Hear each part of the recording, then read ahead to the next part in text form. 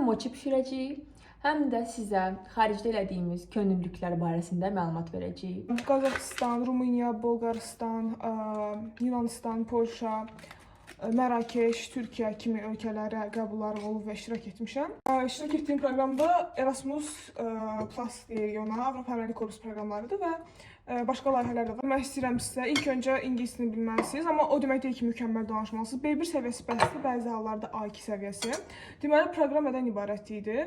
Ümumiyyətcə, orada zəlzələ olmuş və dağılmış bir məkan var idi. Yəni, bir sözlə oradakı əhaliyə yardım etmək məqsədli idi və balaca uşaqlara ingilis falan öyrədirik. Yəni, çox öyrədici idi. Mən bu ilk dəfə Mərakeşə getmişdim və mənim üçün çox fərqli bir təcrübə idi deyim də. Yəni, konferansda bəli birinci yerimizi bizə təqdim etdilər və bizə $5000 pul verdilər, məbləğ. Ki, onun gələn il istifadə eləyib. 2 nəfər, 3 nəfər, indi siz belə deyim, aranızda bölüb gəlib həmin bu konferansa qatıla bilər Amerikada. Biz çox aktiv idib, bir dənə məndən əlavə tələbə.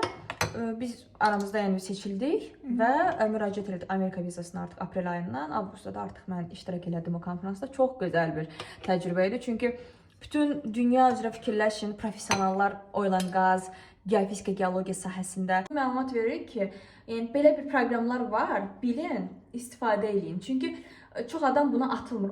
Kopda olmusunuz məsələn, o da yaxşıdır, bilmirəm. Kopda mən Rumuniyadaydım, deyə ola bilməmişdim. Təəssüf ki, olmamısan. Təəssüf ki, orada ola bilməmişdim. Çox qoymuşuq bunu buza da. Bunlar olublar daş kimi. Daş kimi yəni bildiyiniz. Baxın da yəni.